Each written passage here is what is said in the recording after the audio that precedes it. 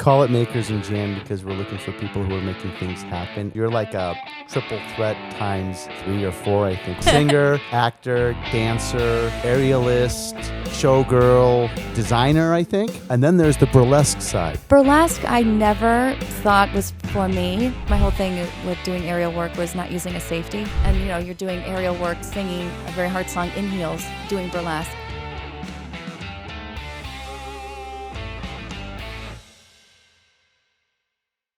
And welcome to Makers and Jam.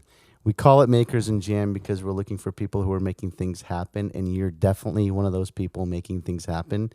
They've got the triple threats. You're like a triple threat times 3 or 4, I think. What are you? Singer, actor, dancer, aerialist, showgirl, designer, I think, right? Yeah, so you're a whole lot of things and an amazing performer. I want to find out how it all started. How did you get the bug to do what, and when did it first start? I started dancing. I was 2, so my parents put me in dance really young, and then I was working as a ballerina by the time I was 8. And then my family's very musical, and you had to play an instrument in our house until you graduated high school. So I started Suzuki violin when I was 3. Wow! So I started doing that. Played flute, guitar, drums, bass, and then when I was 11, I did a musical for the first time, kind of by accident, and I really enjoyed it. It kind of was everything coming together as one thing. So I was like, I think that's what I want to do, and so I kept working. I did some like TV commercial work when I was a kid too, and I just didn't really enjoy film that much. So I got my BFA in acting Shakespeare in college, and then I got my master's degree acting Shakespeare, theater practice in London at the Central School of Speech and Drama. And then I did some stuff in London, and then I came back to the States and interned at a theater, wrote my thesis, and then just started working. Where did you first start working? After grad school, New York. I went straight to New York City. I was really lucky. I booked a tour in 2 weeks. So wow. I was on the road right away. And then I was on the road a lot. So after a while, my family's from upstate New York, so it seemed silly to have an apartment in New York City. I just fly in on $50. So got rid of my apartment, and I would when I was working a gig, I was sending out submissions for the next gig. So I just kept booking ahead while I was working, just lived out of suitcases for a long time. And then economy wasn't too great. I was supposed to do a tour, and they cut it short. And I got scouted by a talent guy from a cruise line, asked me if I would do some shows they were putting on a ship, and I said, sure. Hated it, but there was one show I really wanted to do, and I did that one, and that was when I was doing a lot of the aerial work and flying. I met my husband doing that, and then a really good friend of mine was working on Love in Vegas, and he had been bugging me to move here. We went to college together, and so I was like, well, my husband's a tech, and he scuba dives. I heard there's like a water show there, and so my husband got hired at and then we moved here. Your husband is a whole nother story. We're going to have him on the show that's as well. That's like chapter 12. Yeah, exactly. But yeah. That's how you ended up in Vegas. Yeah. And he was on and you were in Love, or what were you No, he booked and moved out here before me. I was finishing up a contract overseas, and then the day I flew to Vegas, I auditioned for a show and I booked it. Okay. So it was extreme good luck. I literally landed. He picked me up in the airport. I went to the very end of the audition with 5 minutes to spare and booked a show. Wow. So I started right away. And since then, you've been in dozens and dozens of shows. It's just been, I've been really lucky. It's been like back to back, but it's been really cool to do all different types of performances and do something, as formal and as old school as Jubilee. I'm the shortest person that was ever hired. I'm only 5'5", and they put me in these Frankenstein like platform boot heels to hide that I was too short. And then, all the way to other stuff like Baz and Bat Out of Hell and a bunch of other shows. That was the most recent, right? Bat Out of Hell? Yeah. How was that experience? Oh, God, it was great. I mean, I love Jim Steinman music, so just hearing his whole canon is really cool. And, you don't get to do a lot of book shows out here in musicals, and that show gave me a really interesting character to play, and I really got to stretch like my acting chops in that one. But you do get a lot of theater shows, don't you? I mean, almost have everything that comes in, right? Yeah, I've been really fortunate. The other one I really enjoyed doing was Baz at the Palazzo And I started that. They had me come in to play Daisy for about a month and a half. And then they asked me to stay on and be a full-time lead understudy. And I did that for maybe 2 weeks. And then I took over for the role of Satine. After that, I played that for 2 years. So those roles were really challenging. That was the most exhausting show, but it was really fun. But it was great because you get to play these, very complex characters.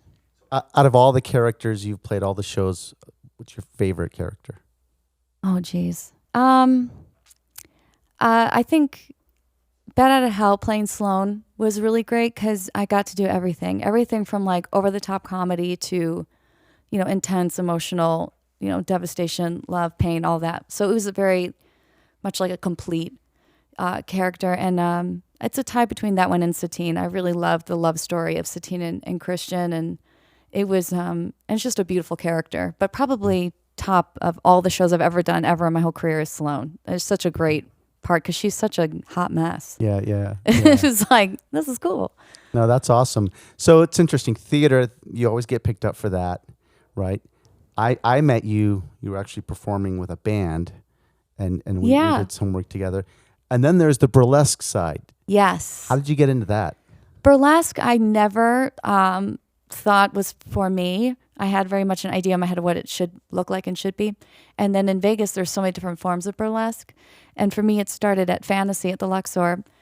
I was supposed to be going to Disneyland that day, and I had on this stupid Donald Duck shirt. And we were about to drive out there, and my husband's like, wasn't there an audition today? And I was like, oh, yeah, at Fantasy. But I mean, I'm not right for that. He was like, turns the car on. He's like, get in there and sing. So I went in just feeling really goofy and silly because I have this stupid shirt on. Everyone else is dressed up all like hot and sexy. And I'm like, here's me and my Donald Duck.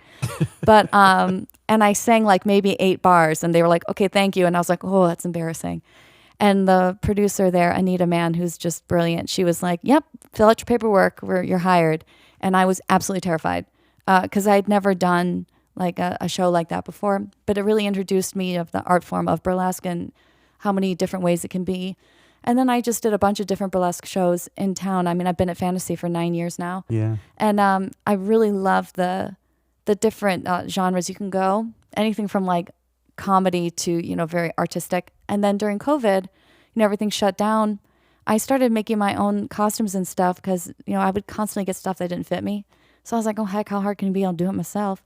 And then during that time, I started just making burlesque costumes for any size of woman. And that was kind of like my thing. Like, doesn't matter how small, big, whatever you are, I can make something that will look great on you. And that's how I started my burlesque costume company. And it's been really cool because the burlesque gals, they really teach me what they see is burlesque and what it can be and all the different genres you can do. So can you make a burlesque Makers and Jam outfit for Allie? That would be the easiest job of all time. What about the rest of the team? Gorgeous. Everyone in burlesque outfits. I have to say, I did make a man's burlesque bottom once. He sent it to me to fluff up in rhinestone, but it was an elephant. Oh. And I think you can imagine where you put everything to make it an elephant. And when there was a little string, and when you pulled it, it'd go. Brrr. And I was trying to rhinestone it, and it kept going off in my house and make the dogs bark. But I was like, dear diary, today I rhinestone a man's woo-woo holder, and it's an elephant, and with sound effects. So, you just end up kind of doing a whole array of funky things. Yeah, it's interesting how the pandemic led a lot of us to do different things, right? Out of just necessity. It was cool to do nothing for about 2 days for me, and then I was like, huh. So I had time on my hands, and it was great. I built an entire business unintentionally, and it keeps going. You're still doing it, right? Yeah, unintentionally, absolutely. Like I think if I dedicated more time to it, it would be all consuming, but I'm super busy, but I really love making something for somebody and they feel really great in it because I know how I feel. Yeah. If I'm wearing something and I feel really confident and good, and it just makes your performance better.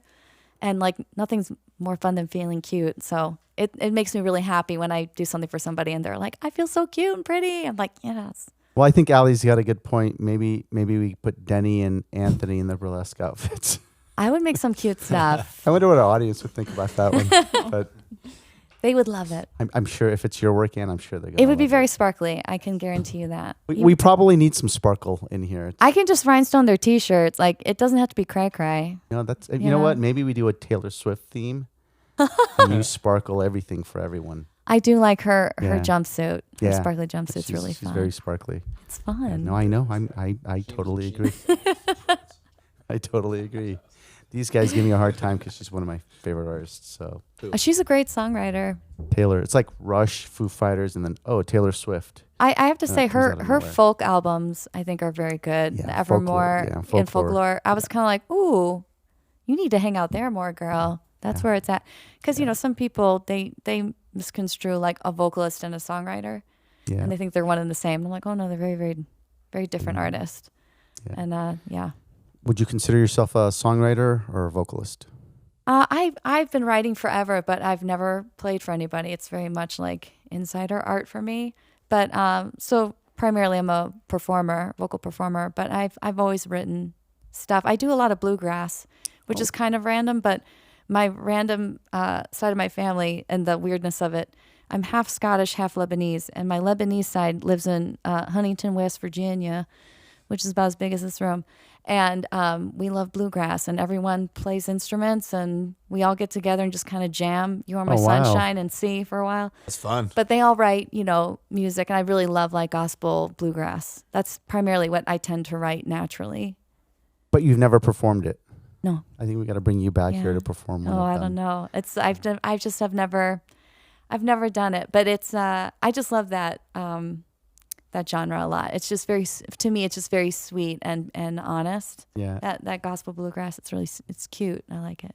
So what are you working on now? What's going on with you now? And now when I'm in town, I'm at Easy's at Aria, which is a really fun. It's a really fun room. It's very intimate, speakeasy feel, but it's kind of like high-end, naughty, sassy, very small, intimate room. But it's got a great audience, and I love the staff there. Like everyone there is really cool. And then I still sub at Fantasy for Lorena's Days Off, which is one of the best gigs of all time. It's such a fun show. It's been around for a long time. It'll be 25 years in October. Yeah. That's our big party. And that job, it's like class. I am never relaxed when I'm there, ever. You always learn something because there's no script. Yeah. We have a few cue words we have to say, but you have to kind of like riff it out and host, and be, charming and funny, and yet this, that, and this, to keep it moving. Don't talk too much, but so you really have to think on your feet.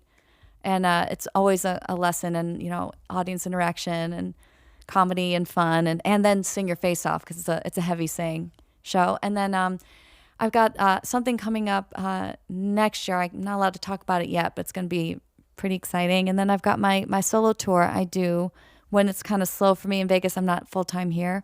My agent has me do my solo concert, and those can be anywhere from like theaters in the United States, like concert halls, or cruise ships. Oh, wow. So you're still going on cruise ships as well? Yeah, it's a cool gig. I mean, they fly you out there, you work one night, and then you just kind of hang out for a few days, and then you go home. So I get to read about crime and make a costume. Is that your thing? Crime? I am a huge true crime. I mean, it's the largest genre for podcasts, right? It is, but like there's one called True Crime Brewery, and it's one of the funniest ones I've ever heard in my life. It's this, do you remember that skit on SNL where it'd be those two ladies and they were on the radio show? And they'd be like, sweaty balls. That one. But they talk like this. Yeah, with Alec Baldwin. And they'd be like, sweaty balls. And you're So True Crime Brewery, it's this guy and his wife, and he was a pediatrician. I think she was a nurse. They're retired, and they hang out in this bar that is like a brewery in New Mexico, and they would just talk about crime. And their friends were like, you guys should record this. So before every case they talk about, they pick a beer from like that area. But the way they talk about the crime, it's not funny, but it's so funny because they're like, and then he cut off her head. Who does that, man? Like, what an ass. That's so ridiculous. Like, did you have to cut her head off? Yeah, what a dickhead. Anyway, back to the crime. You're just like, what are you talking about? Like, they're so abnormally calm. I feel like I should maybe change my tone and maybe talk like this a little bit. But then you have to say something totally messed up to make it. Yeah, it's really weird. Yeah, but that one's pretty funny. But I listen to a bunch, but I like reading it too. So I'll get a lot of true crime books. So I'll do my show one night. And what does the show consist of?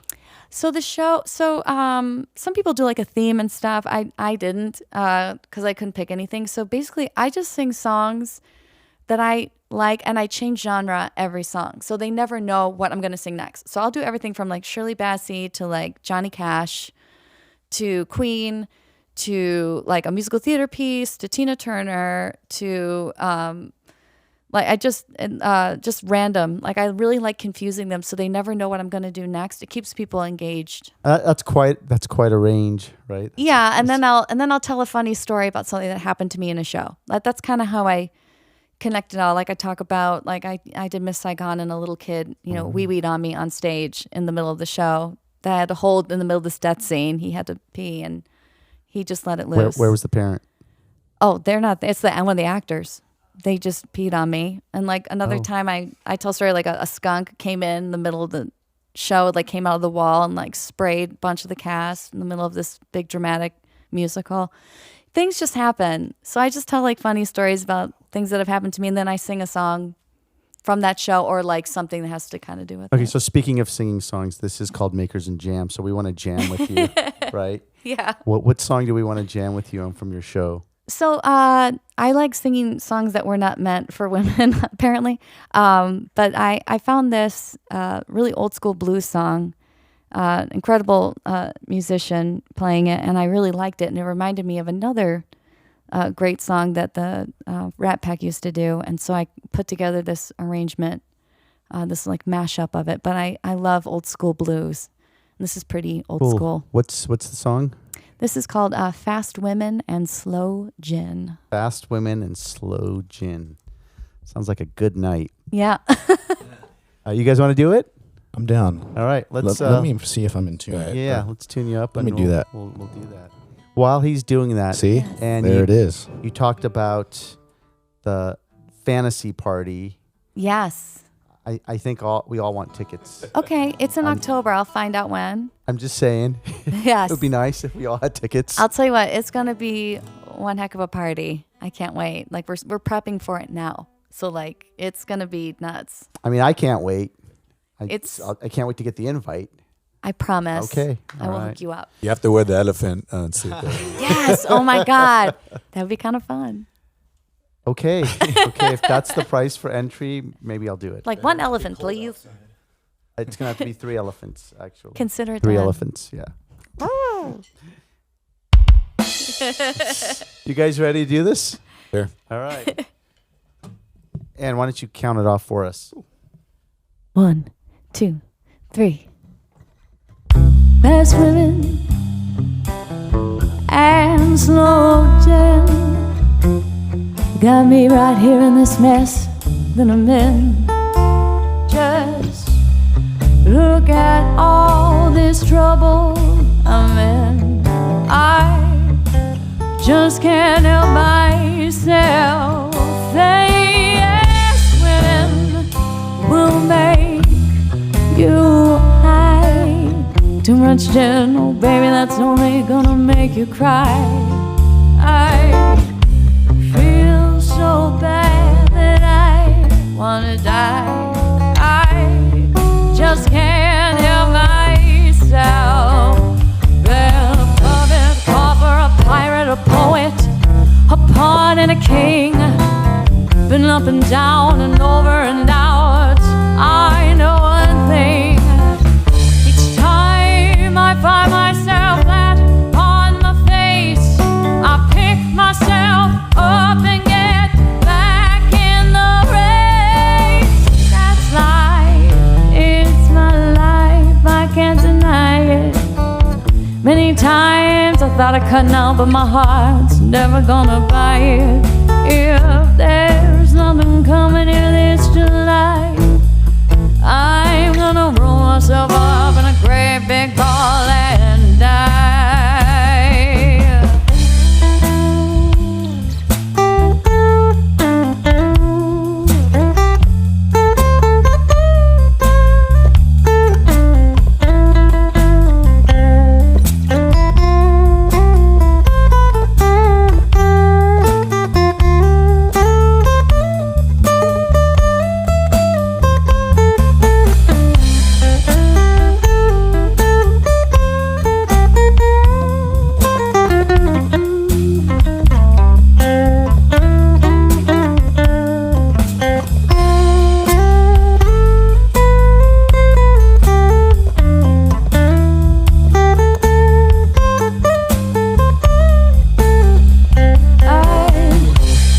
remember my daddy told me back on the farm. Said, stay away from all of those city women. They only gonna do you harm. Fast women and slow gin will make a grown man sin. Though I try again, I just can't help myself. I'm an urban robber, a pirate, a poet, a pawn and a king. I've been up and down and over and out, but I know one thing. Each time I find myself flat on my face, I pick myself up and get back in the race. That's life, it's my life, I can't deny it. Many times I thought cutting out, but my heart's never gonna buy it. Yeah, there's nothing coming near this July. I'm gonna roll myself up in a great big ball and die my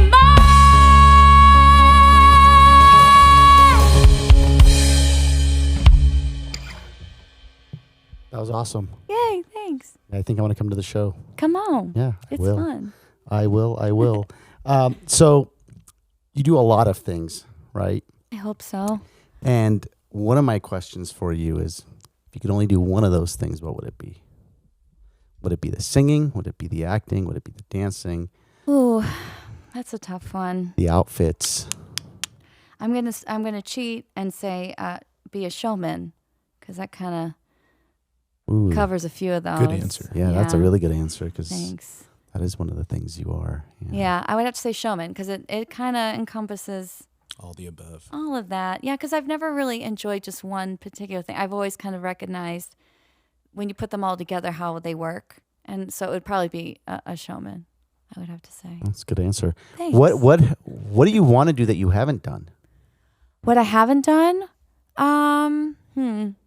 I really want to do I really love the idea of a full live band with a DJ.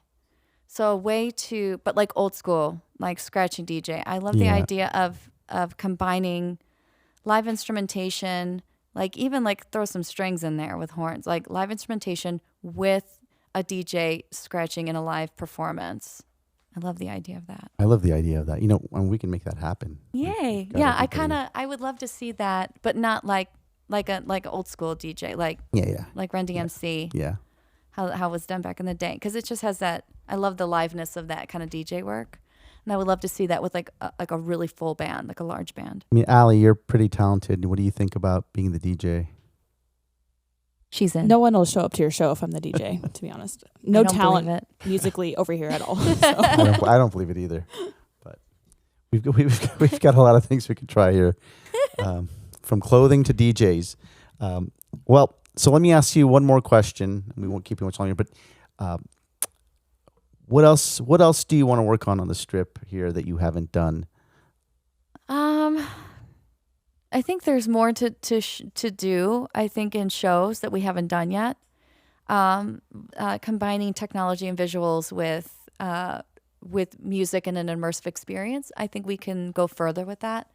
And I would love to be a part of that. I really love combining aerial work with vocals. And like out here, I've been able to do it a little bit, but I'd love to do that more. Like I'd love to have that really be something, because my whole thing with doing aerial work was not using a safety. So it was important to me. I wasn't just sitting in a harness or sitting in a swing. I really wanted to show like what you can do vocally that works, doing aerial work depending on the apparatus. So I would love to explore that more in a longer, production. Yeah. What? There's a bunch of productions you've done with aerial, right? Mm-hmm. What was the most challenging one of those? I did. I actually did a burlesque number it was like a comedy brunch show, and I got to build my own number, which was cool. But I had to do. It was a whole burlesque piece into the aerial work, and I was doing because I just love to torture myself. I picked one of the hardest Stephen Sondheim songs of all time from Dick Tracy called "More," which is that poor band. I apologize to them internally at least once a month having to play that. But I was kind of combining burlesque with aerial, with Sondheim and all this stuff. And it was fun because I started out with a lyra hoop, and then my coach loaned me a globe piece. And, you're doing aerial work, singing a very hard song in heels, doing burlesque, stripped down. So that was a huge challenge. And I had such a good time with it. And I had such a good audience reaction with it. I saw there was so much potential. I would love to explore that more, because everyone just had such a good time with it. It was really fun. So I'd love to expand something like that, but also adding technology and all immersive feel, especially with music. I love that idea. It'd be fun. Yeah, count me in on that one. Hey, Yes. it was fun. I like making people laugh unintentionally, like they don't see it coming. So that's kind of like a fun thing in performance that I like to do, where they don't think it's going to be a funny moment, but I'm more than happy to laugh at myself at all times. So that's part of the kind of the burlesque I like to do. That's awesome. And you know what? We really enjoyed having you here. Thanks. I have one last question, and I ask this of all the performers that I interview here. We all play a bunch of shows, and we've always got to play cover songs and all that. What's your one favorite cover song to play? And we'll just end the show and play that out. Oh, I love Black Velvet. That's a good one. That's a good one. Guys, you up for that? Let's do it. Well, so Ann Martinez is our guest. Thank you for coming. We've got the band here, Anthony and Denny. They've been great, and we're gonna play one more song, and we're gonna call it a day. Sweet. All right, let's do it.